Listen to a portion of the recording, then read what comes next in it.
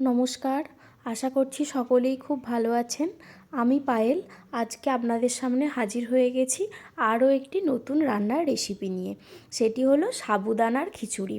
আপনারা এটা ব্রেকফাস্টে বানিয়ে নিতে পারেন, সন্ধ্যাবেলার টিফিনে বানিয়ে নিতে পারেন, আবার যে কোনো উপোসের দিনেও এটা কিন্তু বানিয়ে নিতে পারেন।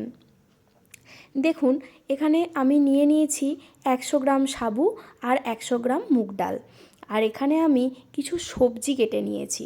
দেখুন, ফুলকপি, গাজর, শিম, কুমড়ো আর বিনস, আর নিয়ে নিয়েছি একটা মিডিয়াম সাইজ টমেটো। সব সবজিগুলো আমি কেটে ধুয়ে রেখেছি। এখানে কড়াই বসিয়ে দিলাম। কড়াই গরম হওয়ার পর সাবুদানাগুলো সব দিয়ে দিলাম। সাবুদানাগুলো কড়াইয়ের মধ্যে একটু ভালোভাবে নেড়ে নিতে হবে। গ্যাসটা এই সময় মিডিয়াম ফ্লেমে রাখতে হবে। এইভাবে 2 মিনিট নেড়ে নেওয়ার পরেই আমি এখানে 2 কাপ মতো জল অ্যাড করে দিলাম। দেখুন, এবার এই জল আর সাবু আমি একটা বাটিতে ঢেলে রাখলাম। এবার ওই কড়াইয়ের মধ্যেই দিয়ে দিচ্ছি মুগ ডালগুলো। সব মুগ ডাল এখানে এখন দিয়ে একটু ভালোভাবে ভেজে নেব। দেখুন, একটু ভালোভাবে ভেজে নিচ্ছি আমি। এবার এটাকেও একটা বাটিতে তুলে রাখবো। এটাকে কিন্তু জল দিয়ে ভেজাবো না।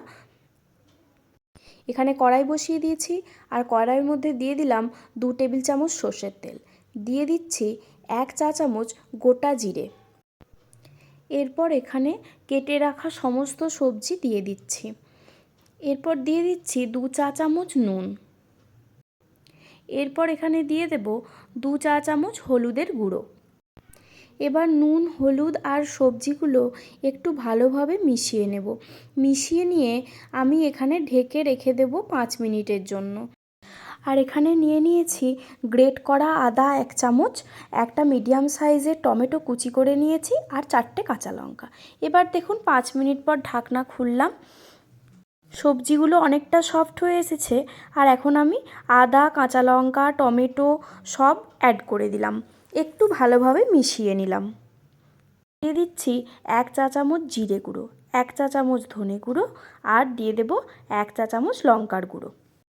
এখন আমি এখানে অ্যাড করে দেব অল্প একটু জল, না হলে এই গুঁড়ো মশলাগুলো পুড়ে যাবে আর টেস্ট ঠিকঠাক আসবে না, একটা পোড়া পোড়া গন্ধ লাগবে। তো সেই জন্য আমি মশলার ফ্লেভারগুলো ঠিকঠাক পাওয়ার জন্য এখানে একটু অল্প জল অ্যাড করে দিলাম। এবার এখানে আমি আগের থেকে ভেজে রাখা মুগ ডালগুলো অ্যাড করে দিলাম। এখন মুগ ডাল, সমস্ত সবজি আর মশলাকে একসঙ্গে কষিয়ে নেব। এই মশলা, সবজি আর মুগ ডাল একসঙ্গে কষানোর জন্য একটা সুন্দর ফ্লেভার আসবে। প্রায় 1 মিনিট একটু ভালোভাবে কষিয়ে নেওয়ার পর আমি একটা প্রেসার কুকারের মধ্যে সমস্ত উপকরণ দিয়ে একটু জল দিয়ে দিলাম। এবার আমি 2টো সিটি দিয়ে নিচ্ছি। দেখুন, 2টো সিটি দেওয়ার পর সবজি এবং ডালটা অনেকটাই কুক হয়ে এসেছে। এবার আমি এটাকে কড়াইয়ের মধ্যে আবারও ঢেলে নিচ্ছি। এবার ডালটা একটু ভালোভাবে নাড়াচাড়া করার পরেই এখানে আগের থেকে ভিজিয়ে রাখা সাবুদানাগুলো দিয়ে দিলাম। সাবুটা অ্যাড করার পর এখানে কিন্তু খুন্তি দিয়ে কন্টিনিউ নাড়াচাড়া করে যেতে হবে, না হলে কিন্তু এটা কড়াইয়ের তলায় লেগে যেতে পারে।